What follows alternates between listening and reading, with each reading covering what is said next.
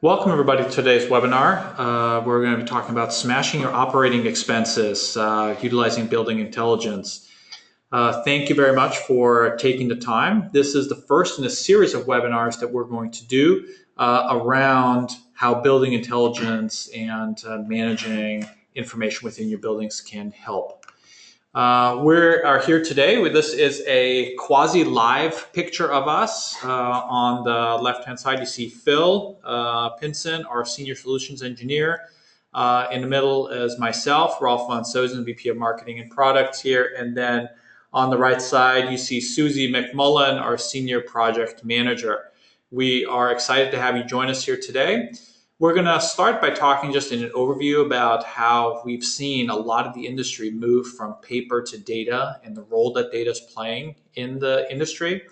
We're then going to talk about energy cost drivers, specific cost-cutting opportunities, and then Susie's going to talk us through a really great sort of customer example. We're going to get into some very specifics about how things like scheduling and other initiatives can help with cutting energy costs. If you have questions throughout the webinar, I recommend you use the chat feature. We'll be looking at those questions as they come in, and we'll also have some time at the end to address any questions that come up. So with that, thank you very much, and we'll get started. One of the things that I've noticed, and I think many have noticed, is kind of the state of the art of technology and how that's permeating all aspects of our lives and how we're seeing that in so many different places. One of the things that amazes me is when I go meet with some prospects, some customers, that one of the challenges they have is that their state of the art does not look exactly like this. Their state of the art looks a little bit more like this. And I think that's a challenge that we have in the industry as a whole, and we are lucky enough here to be able to work with a wide range of customers that are in the commercial sector, that are in the public sector, that are in higher education, that are now taking initiatives to get a handle and control all this information and put this information to work. There's definitely a trend that what was once about the movement of paper bills is now about the movement of real-time data. That's the movement of information that goes through. And we know what we're seeing is companies and individuals that are embracing this data are doing fantastic things. But we're also seeing that companies and individuals who fail to embrace these insights within their buildings are being left behind. And the specific areas that we see that happening is in the areas of costs, managing costs within their buildings, within their infrastructure. And that's a lot of what we're going to talk about today.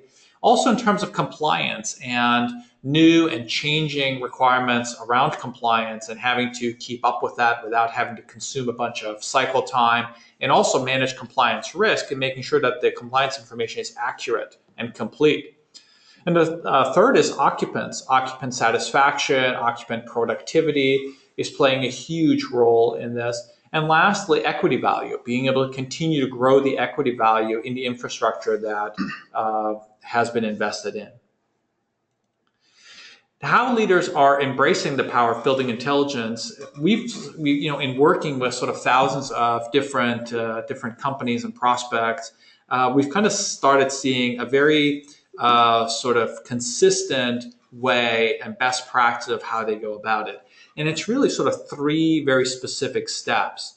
First is centralizing the information, unifying historic data, real-time data, even benchmark data, and from across the building's portfolio and putting it in one place to get sort of a true, what I call the 360-degree view of the buildings. Then, once you have that data in one place, unlocking that data into actionable insights. That can be done through visualizing that data, through simplifying that data, through trending that data over time, and being able to share this data now with different individuals. being able to access this data and the insights within without having to be a trained data scientist, but really sharing it with those people that also have the pragmatic knowledge of what actually is happening in the buildings.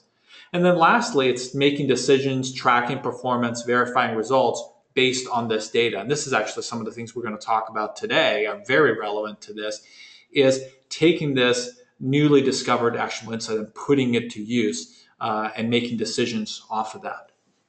With that, I'll hand the mic over to my colleague, Phil, who's going to talk more specifically about how these trends affect energy costs. Phil? Thank you, Ralph. So when we start talking about controlling energy costs, I think it's important to first take a step back and say, what is really like the significance of what we're talking about here? And a big known fact that we've come across is 30% of energy consumed by US commercial buildings is in fact wasted energy. So really the question is, which 30% of your energy is really being wasted, right? So not only is it a significant figure in on itself, but then there's also this visibility issue. And more importantly, how does this translate into controlling your energy costs? So when we talk about energy costs drivers, there's three critical components to energy costs that needs to first be established. And this is important because historically energy costs were opaque and treated as a fixed cost, right? So if we're looking at this from a high level, within your operating expenses line, your energy costs were essentially fixed and the bill was simply passed through. And however, with technology coming on board, more and more organizations are realizing that there are actually tools now to really dig into how your energy costs are determined. So the first critical aspect to that would be when you buy, right? So energy is constantly, especially when we look at the cost inputs, are widely dynamic and consistently fluctuating. And so when you buy energy, whether it's through a utility or energy retailer or provider, that timing of when you buy it is going to be critical. Also, the next cost driver would be how you buy it. So this would be into, what is your energy management strategy today? Many of our customers are still in the process of developing their energy strategies. What is your aversion to risk and how do you want to hedge when it comes to managing your energy cost line item? So how you buy it is really critical as well, and what types of agreements you have with your utility provider is critical to have, especially when it's in line with your business objectives and risk appetite.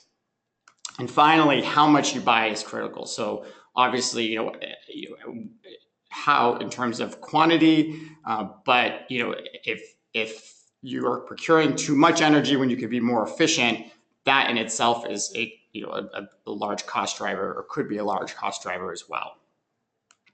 So as we now have technology to really, and data to now find new opportunities, especially when we talk about building management software, from an executive perspective or a portfolio manager's perspective, this type of technology now allows us to have more of a granular insight into my operating expenses, right?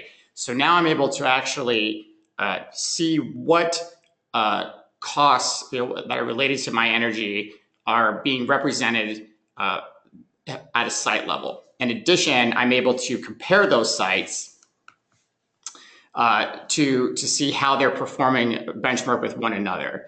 And so with building management software now, there are several different metrics, like, for example, your kilowatt hours per square foot or dollars per square foot that I can now start to compare my sites with based on my energy costs and site performance.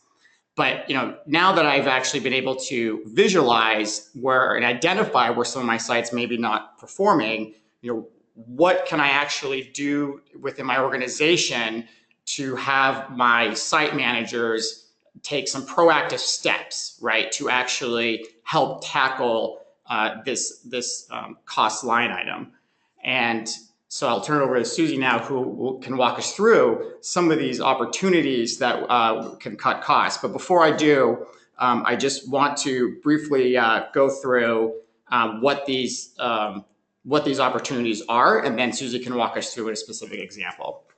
So the first opportunity would be your conservation measures. So this would be talking about how can we cut costs, more specifically when we're looking at that comparison that I talked about, but also the end use breakdown, also looking at your lighting trends. So this is really identifying what components of your consumption, whether it's lighting, HVAC, et cetera, is that component to your overall energy consumption. So Phil, what I'm hearing you saying is that here it's really about being able to use technology to drill down into where exactly the energy is being used, right? Being able to go from this sort of larger picture into this very kind of high fidelity, precise picture. Exactly. Because at a portfolio level, we're able to identify the site's performance and see some of the potential opportunities, but it really does require both that holistic view, but also that more granular view that you pointed out. Correct.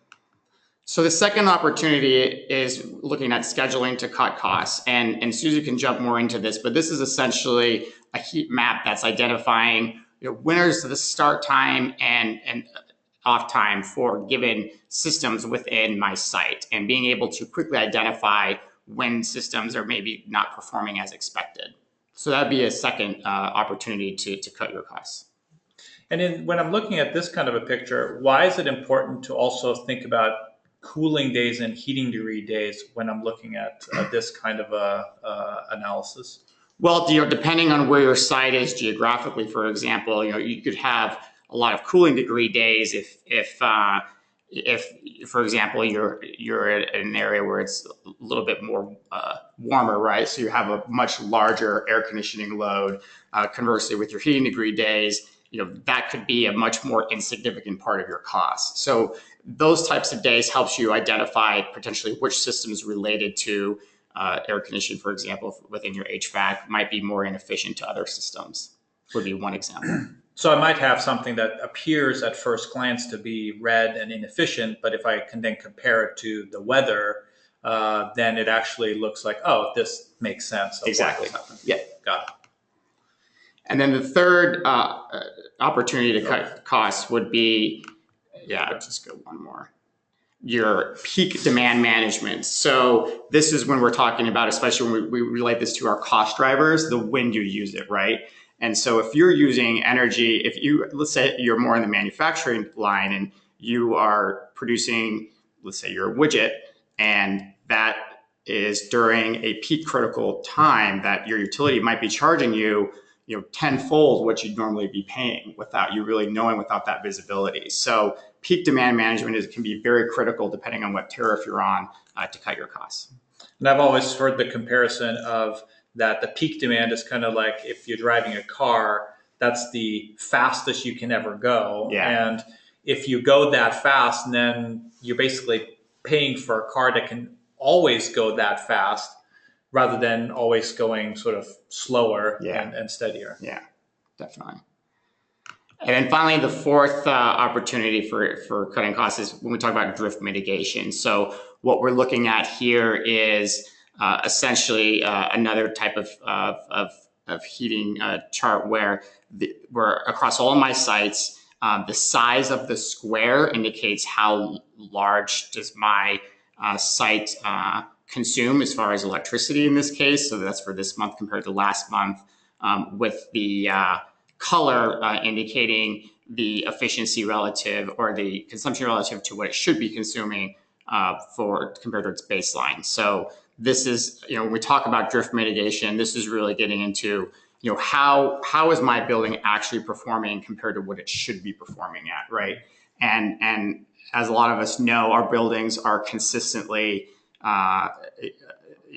they're rarely asleep, right? And because we're having to consistently have systems running 24/7, as you know, some of these systems can get out of whack, right? And having that visibility to really identify which of those systems are critical, and also prioritizing those correctly is critical when we talk about cutting costs and using time more efficiently and resources.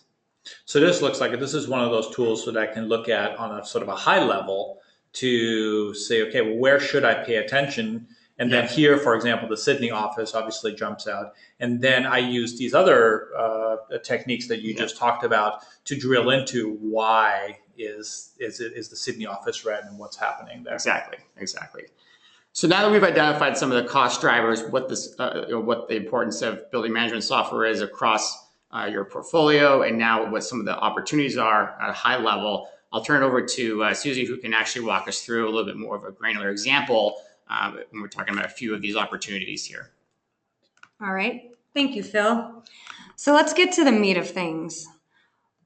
Originally, we talked about big data and technology. We talked about cost drivers. Well, now it's time to try to discover a way or different opportunities for saving money and saving energy. Earlier, we talked about the heat map. I wanted to bring it up again. I really want to start drilling down with the luxury of interval data. I can see how much I'm using every 15 minutes. And when I can identify how much I'm using and when, it really helps me drill down on what opportunities I have. So if you see right here, if you can look closely, you see I'm starting to use electricity around 4 a.m. I put a big red circle around it. But I know everybody doesn't walk into this facility until 8 a.m. I also know everyone leaves around 4 or 5 o'clock, but it looks like I'm still using a pretty good amount of electricity till about 6 p.m. I know this facility is a high rise. It's about 10 stories high. I have a 100-ton HVAC system on it, 1,000 lights. I know a big bulk of my energy use is going to be HVAC and lighting. So my first thought when I'm looking at this heat map is I need to drill into my run times. If I look at that my usage, my interval usage are between 4 and 8 a.m., I see it is pretty high, around 120 kilowatt hours. So I start seeing maybe this is my runtime of my HVAC. I might have a big opportunity here. Also, I know that this is going to be an opportunity that probably has a pretty good payback because I'm dealing with runtimes on a HVAC. It's a fairly new HVAC system. I already have a control system in. I probably do need to call a control tech to come in and reschedule this machine to only turn on at 8 a.m., shut off around 5 p.m. And I save about 3 hours a day during working days, 5 days a week on the runtime of my HVAC system. What does that mean to me financially? And what is the return on investment I can bring back to my boss to ask for that money to implement that project? So something right here, it's just, again, I want to drill in, when am I using electricity and how much am I using it? Can I control my run times and can I control my fixtures? So I look at this 100-ton HVAC system. I know about every hour a day that it's running when it's not supposed to. If I take that, 262 days a year when it's operating during working hours, every hour is going to save me about $9,000 a year in energy costs at about 15 cents a kilowatt hour. If I can reduce that 3 hours, if I can shift that time clock just on that HVAC system, instead of turning on at 4 a.m. with the philosophy of I want to cool down the building before everyone shows up, and I just crank it up around 8 a.m. and it turns over just fine, I'll be able to save my boss and my company $28,000 in savings per year. And what I want to do is I want to bring that project cost to obtain those savings and compare it to the savings to give him a return on investment to maybe ask for that capital improvement project. So now I looked at my runtime, and the next thing I wanted...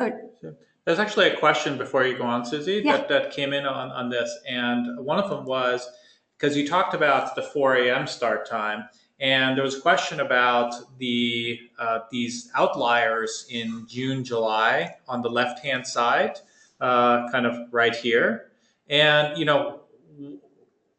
how important are those? And is that something that you should jump on right away? That's a great question. I look at this heat map and I'm really trying to look for patterns that persist often that I can control. If you look at that, it looks like just a few days a week, I might have had a party or an early luncheon and everybody came in and I cranked up the AC or maybe at a party at 2 a.m. to 4 a.m. But it is an anomaly where it happened maybe 1 or 2 days. It's not a controllable pattern. But if you look where the red circle is and you drag that circle all the way down for every day of the week, you see that is a pattern that persists 5 days a week, every day of the week of every month.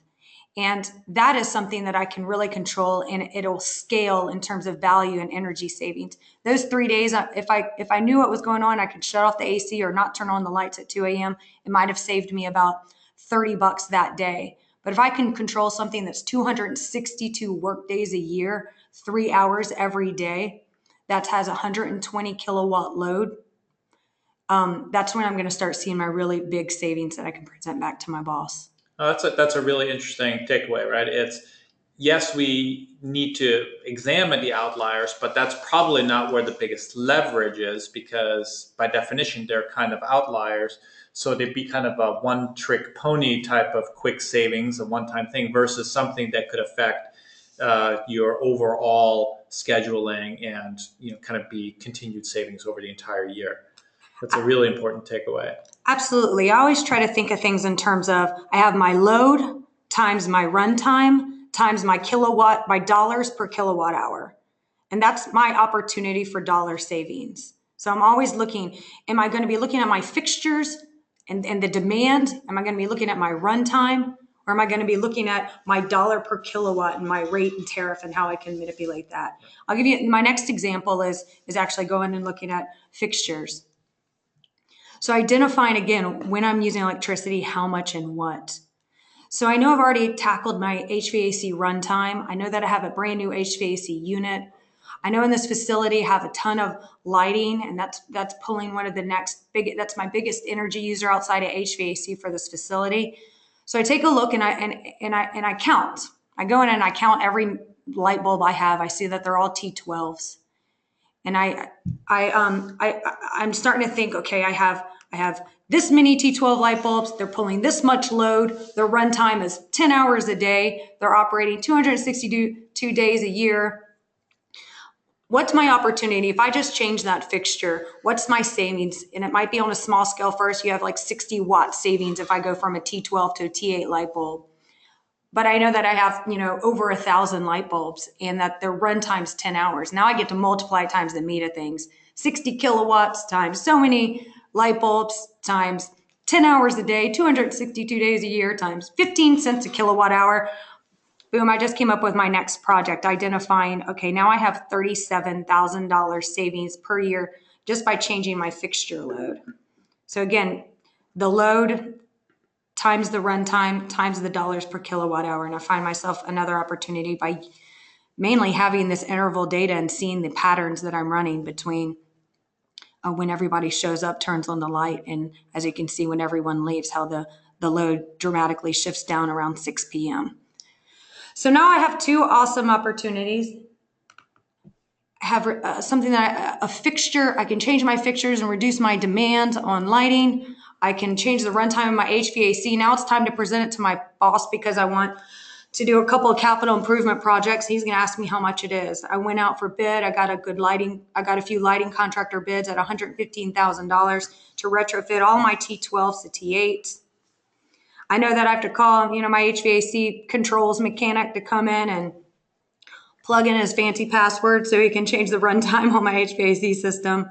It's not going to be that expensive. It's probably a day worth of work, maybe 5 minutes if I already know how to use the control system or BMS system myself. And I bring back these different return on investments, my ROIs. I essentially say, yeah, the project price is $115,000 for a lighting retrofit. Savings is $37,000 a year, and the return is about 3 years. Is this a good project for you? Is this a good ROI for you? And if so, it helps give me the leverage just from starting with data to this investigation. It gives me the leverage to get $115,000 capital improvement project for my building. So here's a question that we have on this is, and I suspect the answer you're going to give us is it depends, but what is a good ROI? What is sort of, what kind of payback period should you be looking for on these kind of projects? That's a great question. And I'm sure everybody who's listening right now has a number already in their head because they've already went and asked for money. From on a federal level, you're looking at 15 to 20 year paybacks. That's a classic performance contracting standard. If you're going to a private business, you're looking at somewhere between 1 to 3 years. And it really changed on how they get money, how they finance money. You're looking at a city government, and it's going to be, 4 years is pretty long. I mean, a lot of the council members who are approving these projects they don't want to give debt to the next council member that takes office. So sometimes you'll see on the city level and public entities that last between 4 years.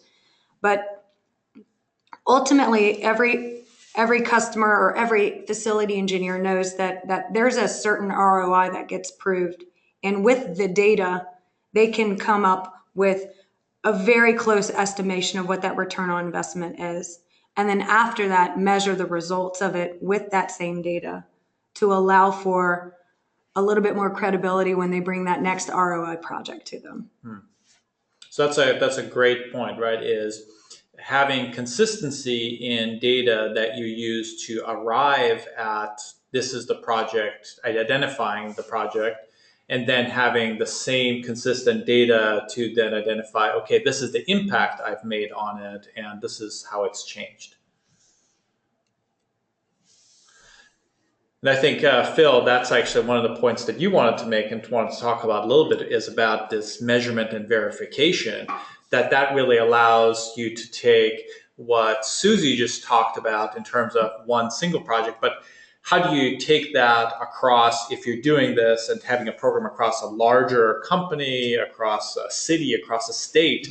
How do you start prioritizing things? How do you scale this across a portfolio? Yeah, exactly. I'd say that it starts, the first step is really having that visibility and insight on what the measurement and verification or M&V is. And that's something that we've seen now that the industry has provided is building management software to track that, right? And be able to have that confidence to report on that. So what we're looking at here is just a visual representation of what is our implemented costs here or our savings, and what does this look like now, not just for one site, but then scaling it across the organization. And so, because we've seen that there is real value on managing these cost drivers, right? So you're looking at that now from as an executive or a portfolio manager, my objective is now how can we replicate these types of projects across sites, right? And use best practices to not only manage my energy costs more effectively at one site, but a multitude of my sites. And which sites do I identify, right? And so having that M&V gives me the confidence then to now take this to a larger portfolio view where now I'm looking across all my buildings here. What are the implementation costs for these various projects across buildings? What are my savings, and how is my ROI performing across these sites? And this is something that I think this is when we talk about scaling value efficiently and effectively. This is, I think, really where that jumping pad is, right? Where now I'm able to track across my sites and really make a true business case by scaling across the organization. Yeah. So a question that's just come in around this is, how do I prioritize project or order certain kind of projects that I should be looking for before other ones? Yeah, how do I make those decisions? I think there's a number of factors that would go into that. At a high level, it's first looking at the M&V for a given project, but then also coupling that with information about your sites, right? So if I have, let's say, a dozen sites and I have a limited budget, which a lot of us do, right?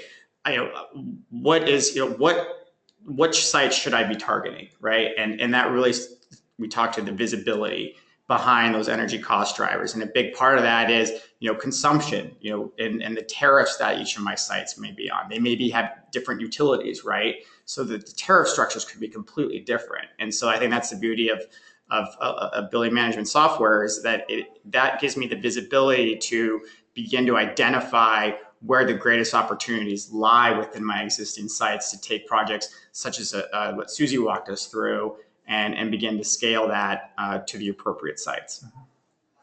Susie, in your experience, is there like a limit of how many projects you should tackle at once? So it obviously depends on your team as well, but What have you sort of seen in your experience about what people tackle one at a time or many projects at once? Yeah, there's two approaches. There's two strategic approaches you can take. You can tackle a lot of projects for a lot of different projects at different facilities at one time, or you can tackle the same project at all the facilities that might need the same project at one time to be able to scale. But before all of that, what I think is important is being able to not only predict what the savings and the return on investment is on a job, but to be able to measure it and to use that real life dollar savings to verify that that was a good project and then go and tackle and scale it to multiple facilities. So I know I'm kind of like skirting the question, but the way I look at implementing multiple projects in multiple facilities is first, I told my boss that I was going to save $30,000 on a lighting retrofit. I want to make sure that I show him that I saved $30,000 on that lighting retrofit. I implemented the project. I have 30 other facilities I'm managing. I look for that exact lighting retrofit opportunity in all of the facilities after I prove and verify. I measured, monitored my savings, tried to monitor my runtime too, because I know that's going to kill me. I make sure I get the savings, I prove that savings, and then I scale it to all of my other facilities. Because now I know my implementation schedule, I know my implementation process, and I know that the savings are really there. And I take that into account when I'm scaling HVAC and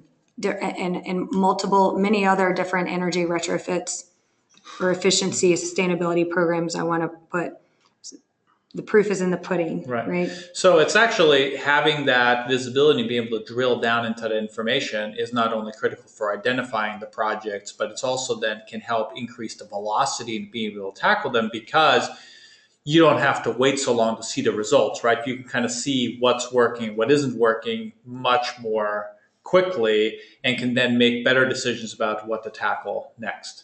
And we're seeing this in the market. I mean, like, for example, at Lucid, we're working with the state of Nevada, where we've got over 2,200 buildings, 50 agencies across different groups to really help with like statewide benchmarking and energy conservation efforts. So I think that's one of the most exciting areas to be in is now seeing this be put to use. And now that we have that visibility and tools in our hands, being able to really tackle those energy costs and add value across the organization. Fantastic.